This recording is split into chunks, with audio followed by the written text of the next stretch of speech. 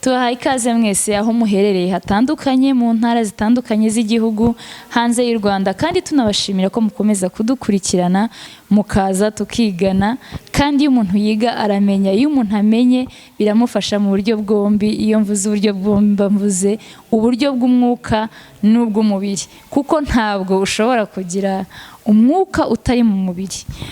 Turi kumwe na pasiteri wacu rero uyu munsi batumanyeho tugiye kuganira, ariko pasiteri tutarajya mu kiganiro mfite ikibazo cy'amatsiko kuri wowe ubwawe. Umaze imyaka cyangwa igihe kingana gute ufite iyo titire y'ubupasiteri? Murakoze, nanjye maje kubasuhuza abaduteze amatwi batwumva. Imana ibaho umugisha kandi twishimiye kubana namwe. Mu kibazo warumbajije, maze imyaka 31 ndi umupasiteri.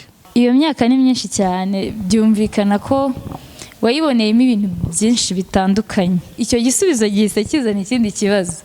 Ni ikihe kintu ujya wumva wibuka byagufashije, ikintu cyiza cyakubayeho kubera iyo nshingano y'ubupasiteri, wibuka ukumva urabikunze, ukumva utewe ishema no kugira iyo titire, ukumva utewe ishema no kuba umukristo? Kuko mbere y'uko umuntu aba umupasiteri ibyo byose aba ari umukristo. Ni ikihe kintu uhora wumva wibuka ukumva ufite akanyamuneza ku mutima? Murakoze cyane. Ikintu nibuka kandi ntekereza nuko kuva naba umukristo ninjiye mu mwanya wo gukora ibigendanye n'inshingano za gikristo.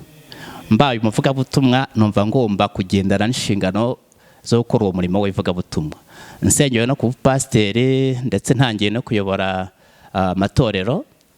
Mbona ikinezeza cyane uko ntabwo nataye igihe.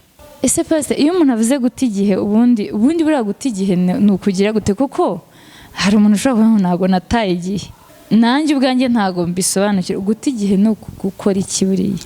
Guta igihe ni ukudakora icyo wagombaga gukora mu byo wari ushinzwe.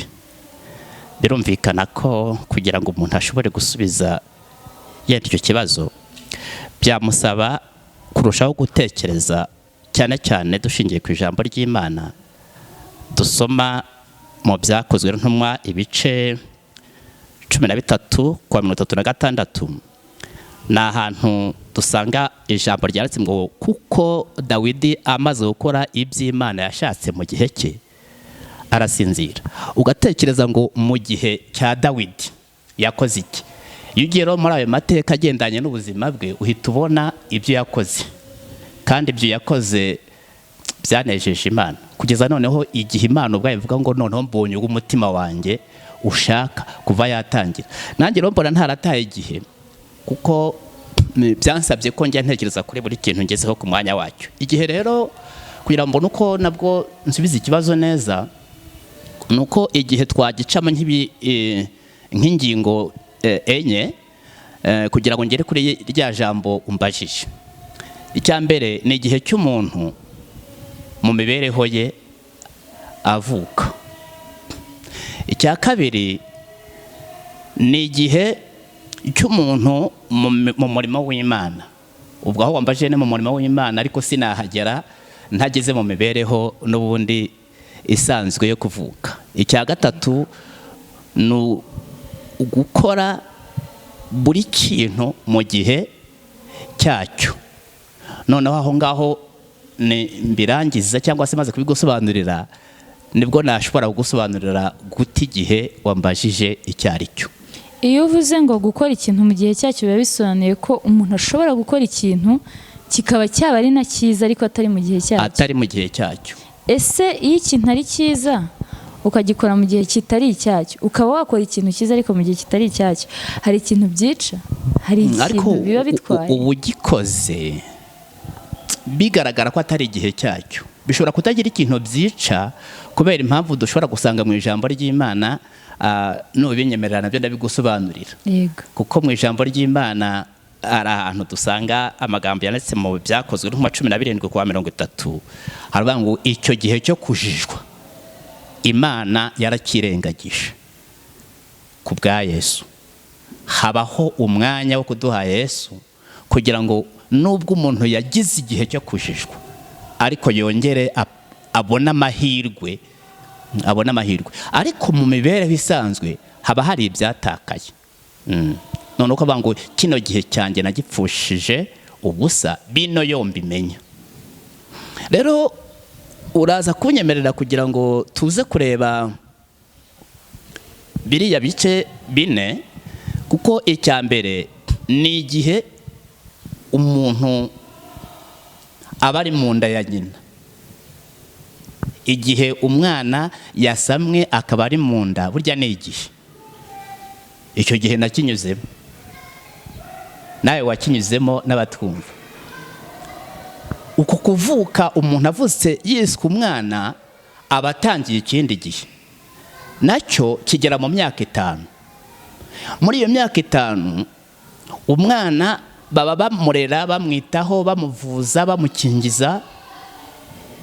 Yatangiye gufata imfashabere, baba bamugenda bamuha ibizamufasha kugira ngo akure, haba mu bwenge haba no mu gikuriro.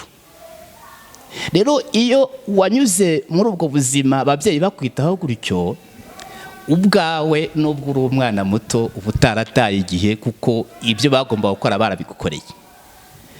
Ntabwo birangiriraho, kuko nanone umwana ava kuri ya myaka 5 aho umwana atangira wenda kwiga gardienne, akazageza mu myaka 15 yarizemo n'amashuri abanza, nacyo ni igihe.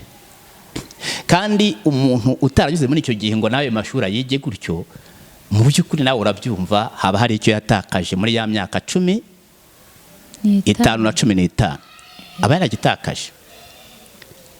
Hari igihe ujya ubona umuntu bakatangaza kuri radiyo ngo umuntu yagiye kwiga, ngo ari kwigana n'abana be, ari imyaka 40-45, abantu bakamuha amashyi bati rwose yateye intambwe, ariko aba arimo akora ikintu mu mwanya utari wacyo nubwo yagiyeyo.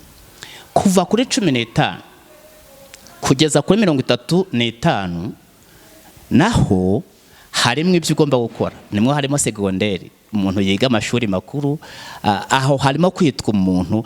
Bijya umva ngo umuntu ngo arangije humanite no mwimaniste, humanity bisobanura umuntu. Ubwo icyo gihe rero cy'iyo myaka nibwo umuntu atera intambwe yo kuba umuntu. Hagati aho habamo gushaka, kubaka urugo, habamo kugira ibintu akora, abafite imbaraga. Noneho cya gihe cye, ibyo bita gutwara cya gihe neza, nuko umva muri icyo gihe nta hantu watakaje, warakoze ibyo ugomba gukora. Ibyo rero biraza bigafata ya myaka 35 kugeza nanone ku myaka 55, niho wumva bavuga ngo uyu mugabo ni igikwerere, ni umushika. Uyu mugore ni ijigija, abafite imbaraga. Haba hari ibyo agomba gukora muri icyo gihe, haba hari ibyo yishimira muri icyo gihe. Abantu baba baza kumureba, baza mu rugo rwe. Ariko aho byakomotse ni hahandi muri ya myaka nyine ibanza, cyangwa se muri cya gihe kibanza. Kuva kuri ya myaka 55 kugeza ku myaka 70 ni ikindi gihe, bakita igihe cy'uko umuntu ari umusaza. No gusaza, umuntu aba ari umusaza. Niba mu gihe cyo kuba umuntu ari umusaza muri iyo myaka, kuva muri 55 kugeza kuri 70, uvuze ngo ngiye gukora ibyo mu myaka 15-35, mu by'ukuri uba uri gukora ibintu mu mwanya utari wabyo. Ya myaka nayo iyo wabonye uburame, Imana yaguhaye uburame, kuva kuri ya myaka 70 hari igihe bizamuka bikagera mu 100, ariko akenshi bikunda gufata mu myaka 90. Icyo gihe umuntu yitwa umusaza rukukuri. Icyo gihe umuntu yitwa umukecuru rukukuri. Aba ari umuntu wo kurengerwa, wo gufashwa n'ibyo yakoze mu gihe yari afite imbaraga zo gukora ibyo yagomba gukora mu gihe runaka. Aka kabiri kuri iki ni gukora mu gihe cyawe, mu gihe uhamagariwe cyangwa se ugiye mu murimo w'Imana.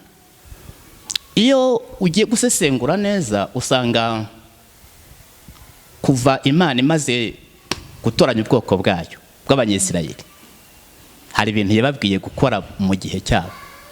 wari uzi ko kuva nko mu kwezi kwa gatatu kugera mu kwa kane niho batangiye ukwezi kwa mbere kure hagati y'ukwa gatatu no kwa kane, bakazagera nanone mu mezi nko mu kwezi kwa cyenda n'ukwa cumi, ibyo babyita ibihe bibiri. Ahubwo iwabo bameze nk'aho babara yuko umwaka ugera mu myaka ibiri. Noneho icyo gihe cya mbere kiba ari igihe cyo gukurikira imirimo yo mu rusengero. Ni ukuvuga ngo twakita igihe cyo gukurikira ibintu by'iyobokamana. Noneho bakakirangiza binjira mu byo twakwita imyaka, twakwita y'ubuzima bwabo bundi busanzwe. Aho harimo ihinga, harimo indi mirimo yose ikorwa, noneho harimo n'isarura, bikazongera bigashyikira cya gihe bazizihiza n'iminsi mikuru y'isarura. Ni igihe kandi Imana yabahaye icyo gihe kugira ngo bamenye uko bagomba kuba mu rusengero mu gihe iki n'iki, bakora imirimo y'iminsi mikuru Imana yabategetse nta kintu bangije. Cyari igihe kuri bo Imana yari yarabahaye bagomba gukurikiza. Hanyuma kandi igihe Imana yagishyizeho imbaraga kugira ngo abantu bayo bamenye ibigomba gukorwa mu gihe. Niyo ubonye abakozi b'Imana nko mu gihe bagabanaga igihugu, ni amagambo dusanga mu Ngoma, igitabo cy'Ingoma cya mbere 12:32, ngo bafashe bene Isakari kubera ko bari abahanga, bari abanyabwenge, babashinga kumenya ibihe. Noneho ijambo riravuga ngo abantu bose barabumviraga. Kubera iki? Kuko Imana ikunda igihe, Imana yita ku gihe, Imana ntishaka abantu bata igihe. Cyo cyatumaga bavuga bati bano bashoboye bino, bano bazashobora ibi. No baravuga ngo bene Isakari kubera ko ari abahanga nibo bazajya bagena igihe. Uzi ukuntu handitse neza aho ngaho muri Bibiliya ngo abantu bose barabumviraga. Ni ukuvuga ngo igihe rero ntabwo dushobora kugifata nk'akantu koroshye, ni igihe gishimisha Imana. Ugiye mu Bami 18:36 tuhasanga ijambo ry'Imana ritwereka ko burya bageraga n'igihe cyo gutamba ibitambo. Kuri uwo murongo numvisheho twawusoma. Ni amagambo yanditswe hano muri Bibiliya 18:36 havuga inkuru za Eliya. Haranditse ngo nuko agejeje igihe cyo gutamba igitambo cyane mugoroba. Haleluya. Amen. Eliya arahaguruka kuko yari agejeje igihe cyo gutamba igitambo cyane mugoroba. Ibintu byose bigira igihe. Ibyari byabanje n'abantu bari mu basenga ibigirwamana, barikebagura bakora byose, ariko yari ategereje igihe kigeze ngo cyo gutamba igitambo cyane mugoroba, ngo abanza gusana igicaniro. Ngo ahamagara abantu abategeka ibyo bakora. Bigeze kuri uyu murongo ngo nuko agejeje igihe cyo gutamba igitambo cyane mugoroba, Eliya umuhanuzi yegera igicaniro aravuga ati Uwiteka Mana ya Aburahamu na Isaka na Isirayeli, uyu munsi bimenyekane ko ari wowe Mana mu Bisirayeli, kandi ko ndi umugaragu wawe, nkaba nkoze ibyo byose kubw'ijambo ryawe. Mana yaramwumvisha, amateka arahinduka. N'abari aho baravuga bati koko Imana ya Eliya niyo Mana. Igihe rero gituma ibintu byawe bikorwa neza. Ntabwo dushobora kwirengagiza amagambo ari muri Daniyeli ibice 9 uhereye ku murongo wa mbere. Daniyeli yari azi igihe, yari yarumvishe umuhanuzi ibyo yahanuye mu gihe yari akiri mu gihugu cy'iwabo. Mu gihe ari mu gihugu cy'iwabo batari bajyanwa mu bunyage, Daniyeli yari umwana ugeze nko mu myaka 15, kuko yagiye mu bunyage afite imyaka 15, ariko yarakurikiraga. Aho haravuga ngo nuko ngo arongera yibuka ibyo umuhanuzi yahanuye. Aravuga ngo igihe kirageze kuko iby'Imana yavuze igiye kubikora. Ngo icyo gihe afata umwanya wo gusenga yiriza ubusa, ngo yihana n'ibyaha by'abasekuruza. Magambo yumvikana, ahagarara mu cyuho kugira ngo yubahirize cya gihe, kuko bari bageze igihe cyo gutahuka ngo basubire mu gihugu cy'iwabo. Ayo magambo uzayasanga muri Daniyeli ibice 9 uhereye ku murongo wa mbere, uzahabona iyo nkuru. Ntabwo nasoza iri jambo nsobanura ku gihe cyo gukora umurimo w'Imana ngo nteshuke kuvuga kuri Aburahamu mu Itangiriro ibice 22 uhereye ku murongo wa 4. Imana igihe yamubwiraga gutamba igitambo, burya yagenze igihe cy'iminsi 3. Noneho ku munsi wa 3 amenya ko ageze aho agomba guhurira n'Imana. Iyo usomye aho ngo ku murongo wa 4 ngo yahamagaye abagarwa be bari bajyanye nawe, arababwira ati musigare hano, njyewe na Isaka turajya hari imbere. Aho ngaho yari ageze ku gihe cyo gutamba. Ntabwo Imana yemeraga ko umuntu atamba mu gihe kitari icyacyo. N'uyu murimo duhamagarirwa, twahamagariwe, y'Imana yaguhamagaye mu gihe yaguhaye ufite imbaraga ukora uba ugomba gukora. Kwibuke ko mu mubwiriza igice cya 3 uhereye ku murongo wa 1 haraze ngo hari igihe cyo kubaho n'igihe cyo gupfa. Burya nabyo ni ibihe, bakunda kwibara nk'ibihe bibiri, ariko muri ibyo bihe uko ari bibiri hari ibigomba gukorwa muri byo.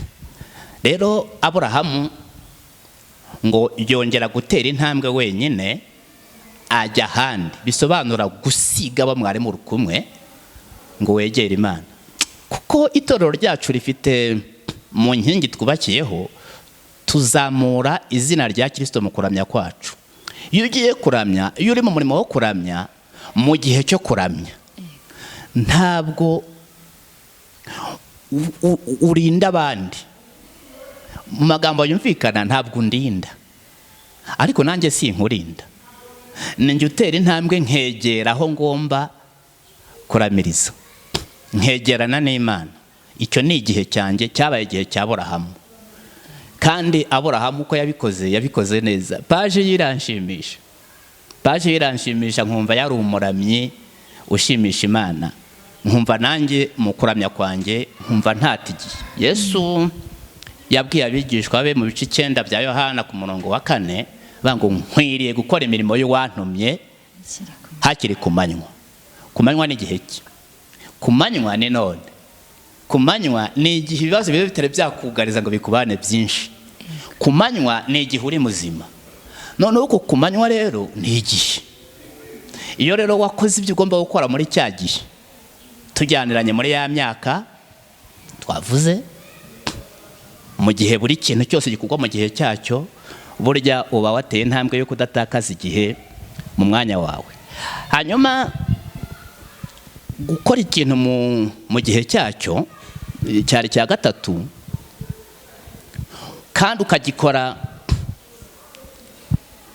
koko wamanje guteza ngo iki kintu ngishinzwe mwa kino gihe ngiye kugikora mu gihe cyacyo,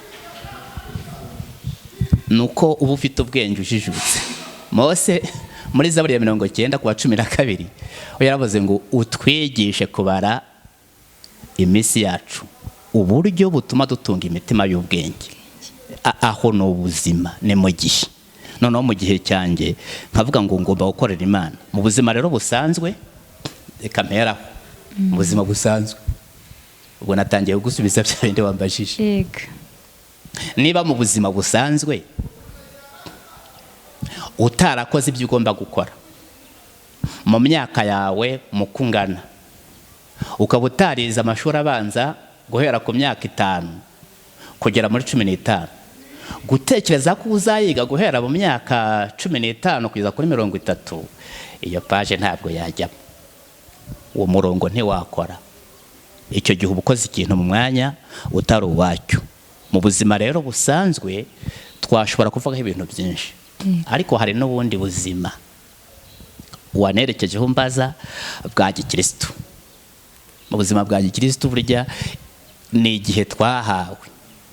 Hano iyo mpageze mera nkaho ndi kurya ubuki. Kubera iki?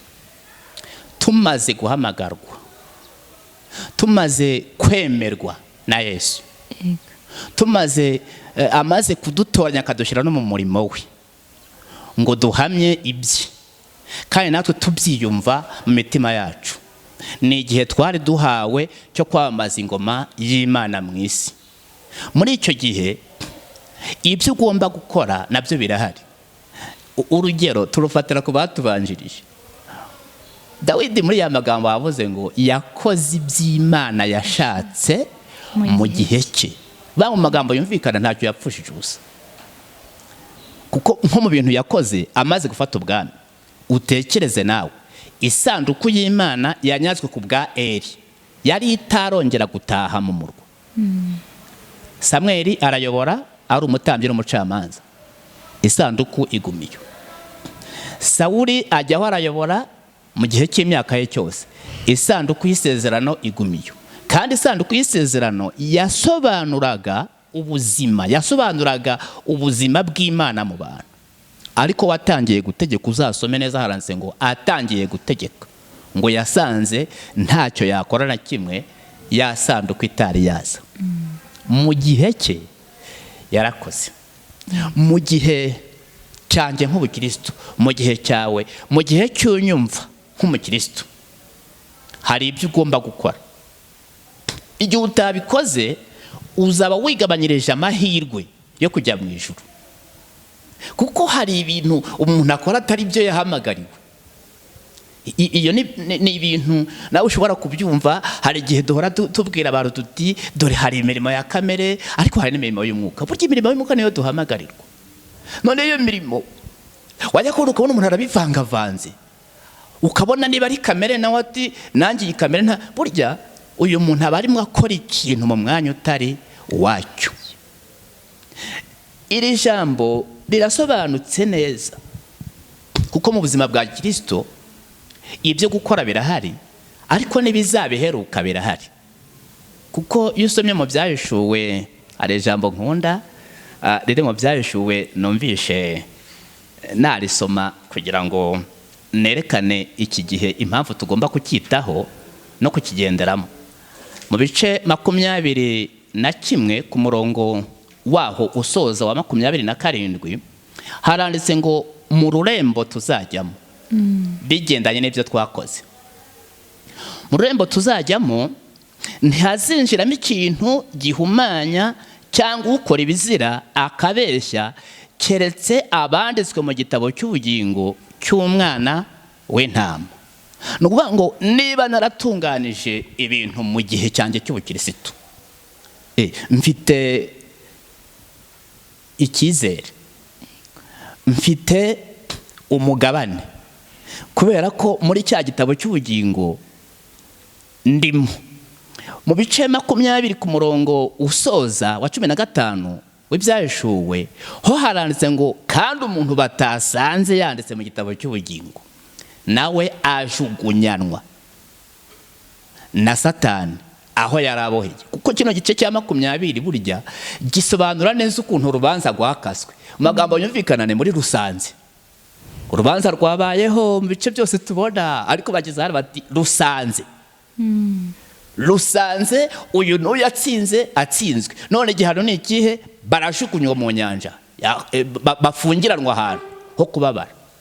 Muri rusanze rero baravuga bati noneho n'umuntu batasanze yanditswe mu gitabo cy'ubugingo niho birangirira, nawe ajugunyanwa hamwe na Satani n'abakoze ibibi bose niho babonetse. Kubera iki?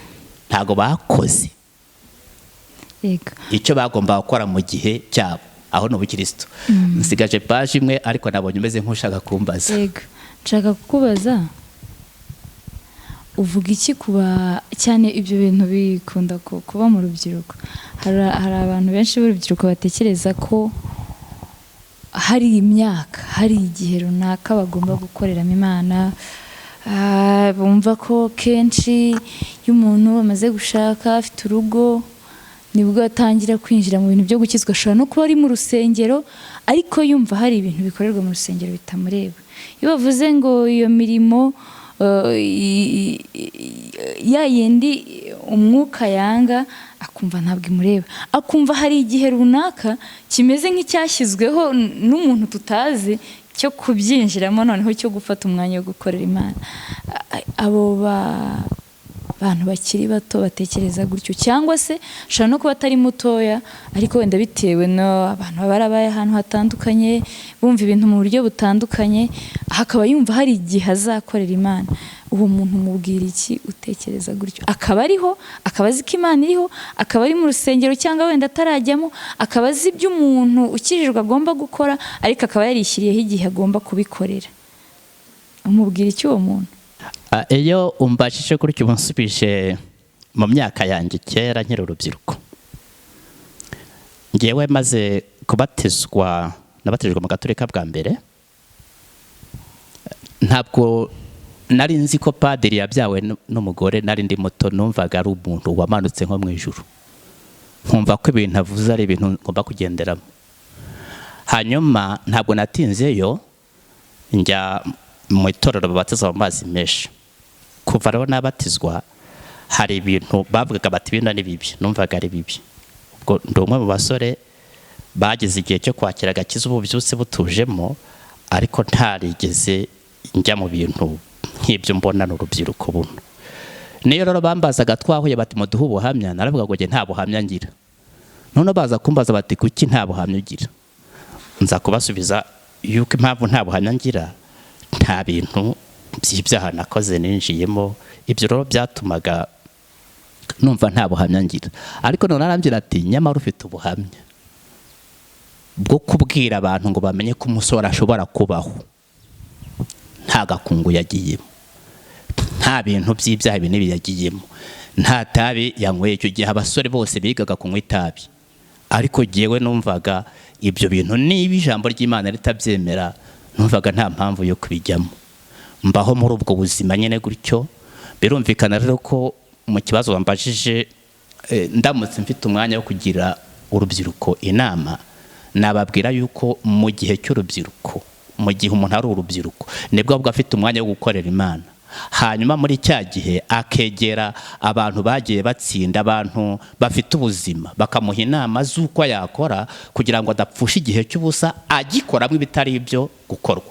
Nk'iyo ubonye nk'umuntu w'umusore ukibyiruka afite abana bangahe yagiye abyarira mu gihuru n'ahandi nk'aho ngaho, ukabona umuntu w'umukobwa yagize ubuzima bwo gutwara inda mu buryo atarabiteganije, hakaba n'igihe ajya gushakisha ahantu akuriramo yanda, ukabona nawe ariho icyaha cy'ubwicanyi kubera ubwo buzima yanyuzemo.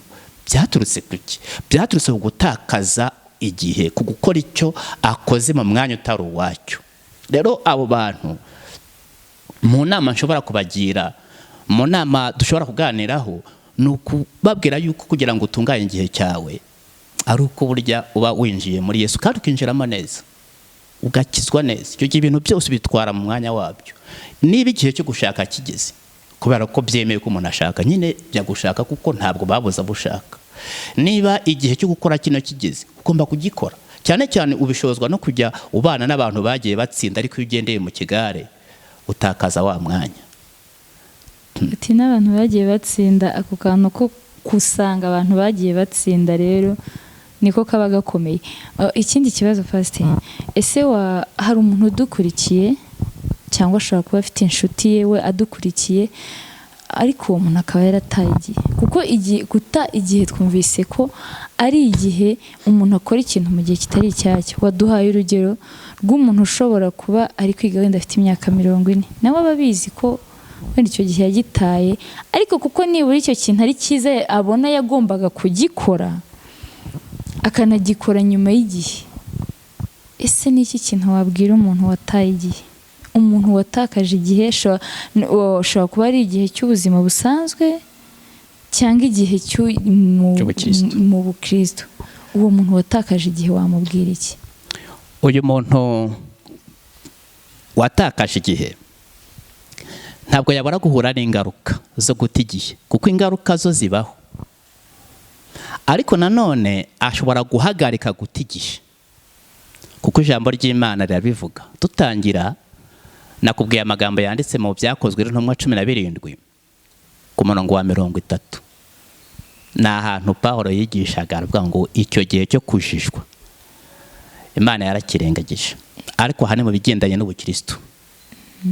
Noneho iyo umuntu yasanze yarataye kiriya gihe mu bukristo agakora ibitagomba gukorwa muri kiriya gihe cye, cyane cyane mu by'ubukristo, burya ashobora kongera kukigaruza, akakora ibyo atakoze, agakiranuka, akaba uwo abandi bishimira, akaba igisubizo mu bandi, ntababera umutwaro.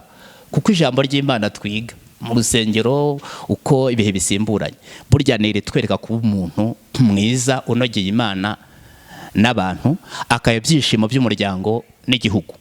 Birumvikana ko bikomoka kuri icyo ngicyo, kandi uyu muntu aba afite koko umurage mwiza wo kuzabona ubugingo ku mibereho isanzwe. Nk'ubu ngubu umbwiye uti jya hariya ku muhanda, ntakennye kubera ko ntacyo nateganije mu gihe nari mfite imbaraga, ntacyo nakoze mu gihe nari mfite igihe cyo kugikora gishobora kuzandengera. Akaba mugani w'Abanyarwanda bavuga ngo igiti uzacana umaze gusaza ugitera kare. Noneho nkibuka gutera igiti ngana nanjye mu myaka mfite, icyo mba nzagicana se? Nzanahura n'ingaruka, nzaba umusaza wanduranya. Nengera muri ya myaka y'urukukuri Imana impaye kurama, azaba ari imyaka yo gusebanya.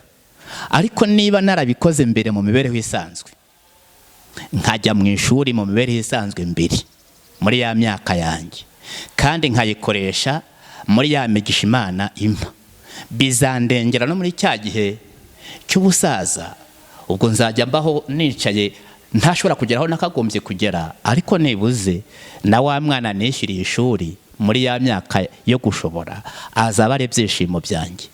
Wari uzi ko hari igihe ugera cy'ubusaza hakaba ntihagire n'ukubaha, ujya ubyumva abantu bavuga ngo bari abasaza ngo baraho, ukumva bameze nkaho nta gaciro bagira. Icyo gihe burya hari igihe umusaza ashakira icyubahiro mu kwiyubaha kubera ko yabuze ukimuha. Ariko iyo wishyuriye abana ishuri, warabahaye uburere mu gihe cyawe, ba bana basigara ari ibyishimo byawe. Ba bana uravuga uti niba hari n'unsuzuguye ntabone ko ndi uwo kubahwa, ntatekereze ko hari icyo namaze, ariko wa mwana nagiriye neza nishyuriye, wa muntu nabaniye nkamuha inama nziza mu gihe nari nshoboye, azajya iteka ryose ambona nk'umuntu umufitiye, wamugiriye akamaro. Noneho nanjye anyubaye. Buriya hari umwarimu wanyigishije mu mwaka wa 2, aracyariho. Iyo duhuye ndamwubaha cyane kuko mbona hari intambwe yanteje. Iwe rero nawe iyo duhuye kubera ko ari mukuru cyane, hari n'igihe avanamo ingofero akayirambika hasi kugira ngo abone uko andamutsa, ariko nkamubwira nti oya uri umubyeyi wanjye. Birumvikana ko yariteganirije kuri njye, nanjye niba nariteganirije kubera ko nakoze ibintu mu gihe cyabyo, kubera ko ntataye igihe. Mu by'ukuri bizanezeza no muri icyo gihe. Bibiliya bivuga neza ngo no mu busaza umuntu wubaha Imana ngo azagira amakakama n'itoto no mu busaza. Hari Zaburi 103 yo iravuga ngo niwe ngo ubabarira ibyaha twakiraniwe byose, ngo agatuma n'ubuzima bwacu busubira mu busore ngo nk'ubw'ikizu. Kandi uwo ni umusaza rukukuri, ariko akiyumva ko akomeye kubera ko atataye igihe. Guta igihe ni bibi. Nyamutunzi yataye igihe, ariko hari ibindi yakoraga, yibagirwa ko azagira iherezo ryo gupfa. Ariko ribayeho rya herezo ryo gupfa, ahantu yagiye herekanye yuko ibyo yakoze byose yasize iby'ingenzi. Kandi ngo naho yarari ababazwa, ngo aza kureba utarataye igihe mu byo kwizera witwa Lazaro ari mu gituza cya Aburahamu, ngo hamagara Aburahamu ati sogokuru, uwo si Lazaro muri kumwe? Warambwira ati niwe. Wamubwiye agakoza isonga y'urutoki mu mazi agatonyangiriza ku rurimi rwanjye kugira ngo nanjye nongere numve nibuze ko hari ibintu byiza bibaho. Ariko Aburahamu yaramubwiye ati uyu ntabwo yatakaje igihe mu gihe mwabanaga, yakomeje kwizera ku murongo wo kwizera, abigumamo, abihagararamo neza, arateganya, akoresha igihe cye neza, none ari hano yahembwe ibyiza. Nawe wataye igihe mu gihe wabayeho ujya mu bitari ngombwa, none uraho ngaho. Kandi hano naho ngaho uri hari umworera munini, nta wava hano ngo aze, nta no wava aho ngaho ngo aze. Noneho arasaba ngo noneho mutume ajye kubwira abavandimwe banjye ko aho ndi ari habi, noneho nibuze bo bahindukire be gutakaza igihe bakora ibindi bintu bigendanye n'uko nawe yakoraga, kuko aho ndi ari habi. Ariko Aburahamu arambwira ngo hariyo ba Mose ubu ngubu nitwe, hariyo abigisha nibatumvira abo naho umuntu yazuka ntibakwemera. Duhamagarira abantu kwizera no gukizwa neza, duhamagarira abantu kudatakaza igihe ngo batekereze yuko iyi si ari bwo buturo bw'iteka, kuko burya hari ikindi gihe tutaganiriyeho. Hahandi mu mabwiriza havuze ngo hari igihe cyo kubaho, ni ibice bitatu uhereye ku murongo wa mbere, n'igihe cyo gupfa. None se iyo umuntu apfuye ntabwo uzi ko haba agiye abakomeje urugendo burya, kuko ntabwo twanemewe gupfa. Amagambo twarayaganiriye ku wa 11 haranditse ngo yashyize igitekerezo cy'iteka mu mutima w'umuntu, uburyo umuntu atabasha kurondora. Bisobanura ko umuntu azakomeza kubaho neza cyangwa nabi. Kudatakaza igihe ni inama nagira urubyiruko, ni inama nagira uwo ari we wese unyumva, kandi n'uwagitakaje nkamubwira ngo hagarika guta igihe, ahubwo gerageza gufatira aho bigereye, wibuke ko hari ibindi byakorwa, ariko ingaruka uzazirengera. Niba utarajyanye abana bawe mu ishuri ufite imbaraga, bazabibirara, bajye baza bagusohore mu nzu bagukubite, ntabwo bazitangura umusaza, kuko ntiwabishyuriye ishuri, ntiwabahaye uburere bagombaga muri cya gihe.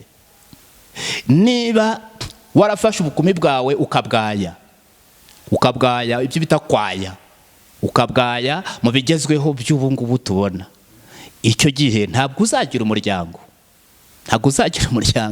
uzabaho byarapfapfaniye. Harya wagombaga gukorera ibyiza, harya watereye igihe. Nkavuga ngo ni byiza guhagarika guta igihe. Pasiteri arakoze cyane, ati ingaruka uzanazibona. Ubundi Abanyarwanda baravuga ngo urazirengera. Tugeze ku musozo w'ikiganiro cyacu rero, turabashimiye ko mwadukurikiye, ndetse n'abantu baba bari inyuma y'izi kamera mubona zitureba, nabo turabashimiye cyane, baba bakoze akazi gakomeye. Imana ikomeze kubaha umugisha, murakunzwe.